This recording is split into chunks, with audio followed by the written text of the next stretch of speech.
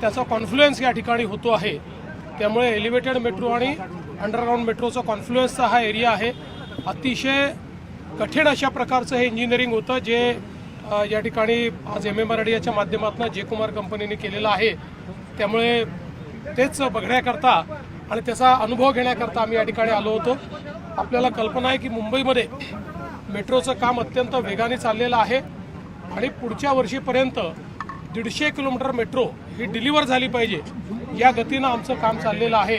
मला विश्वास आहे की मुंबईकरांकरता ही मेट्रो एक नवीन लाईफलाईन म्हणून या ठिकाणी काम करेल। आज छत्रपति शिवाजी महाराज टर्मिनस से एयरपोर्ट स्टेशन तक का ये जो सेक्शन है, यहाँ पर एलिवेटेड मेट्रो और अंडरग्राउंड मेट्रो का एकत्रीकरण, एक कॉन्फ्लुएंस ऐसा तैयार किया गया है। उसका जो TBM है वो आज बाहर निकला हुआ है। एक बहुत ही मैं ऐसा मानता हूँ कि रोमांचक इस प्रकार का एक क्षण है, क्योंकि एक प्रकार का नया इंजीनियरिंग मार्वल ये मुंबई मेट्रो के माध्यम से यहाँ पर तैयार हो रहा है। MMRDA ने ये काम बहुत तेज़ी से हाथ में लिया है। जे कुमार कंपनी ये काम कर रही है और आप लोगों ने भी देखा जिस प्रकार से बहुत ही डिफ़िकल्ट कंडीशंस में इस काम को यहाँ पर पूरा किया गया है। इसके स्टेशंस भी आप देखेंगे तो भी बहुत डिफ़िकल्ट कंडीशन में वो स्टेशंस तैयार किए गए हैं। इसके कारण मुंबई को बहुत फ़ायदा मिलने वाला है। अगले साल तक 150 किलोमीटर मेट्रो बने, ऐसा हमारा प्रयास है। महाराष्ट्र में नई शिक्षा नीति को 2025 से लागू करने का नोटिफिकेशन जारी हो गया है। हिंदी को भी कंपलसरी रखा गया है 3 भाषाओं में। कैसे देखते हो क्या? देखिए, जो नई शिक्षा नीति है उसको हम पहले से लागू कर रहे हैं। ये कोई नया नोटिफिकेशन नहीं है।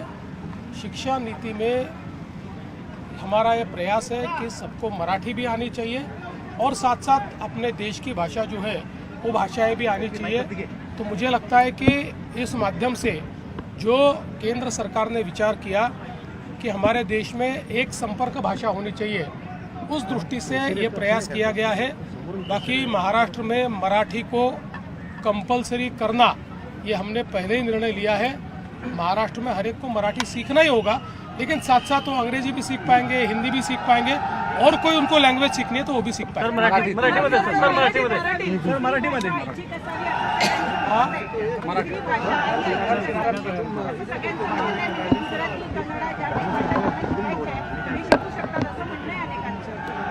असं आहे की नवीन शिक्षा नीती ही यापूर्वीच आपण लागू केलेली आहे।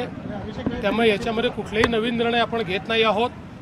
महाराष्ट्रामध्ये मराठी प्रत्येकाला आलंच पाहिजे हा आपला आग्रह आहे आणि त्यासोबत देशामध्ये एक संपर्क सूत्र तयार करण्याकरता हिंदी एक भाषा आहे की जी संपर्क सूत्राची भाषा आहे। त्यामुळे हिंदी देखील लोकांनी शिकली पाहिजे अशा प्रकारचा यामध्ये प्रयत्न आहे। पण कोणाला इंग्लिश शिकायचं असेल तर इंग्रजी शिकता येईल किंवा अन्य भाषाही शिकायच्या असतील तर कुठलीही भाषा शिकण्यापासून कोणालाही मनाई नाही। देवेंद्र जी, कल Uddhav Thackeray, thank you sir. Thank you sir. तर हे बोगद्याचं खोदकाम पूर्ण झाल्यानंतर मुख्यमंत्री देवेंद्र फडणवीस हे माध्यमांशी बोलत होते आणि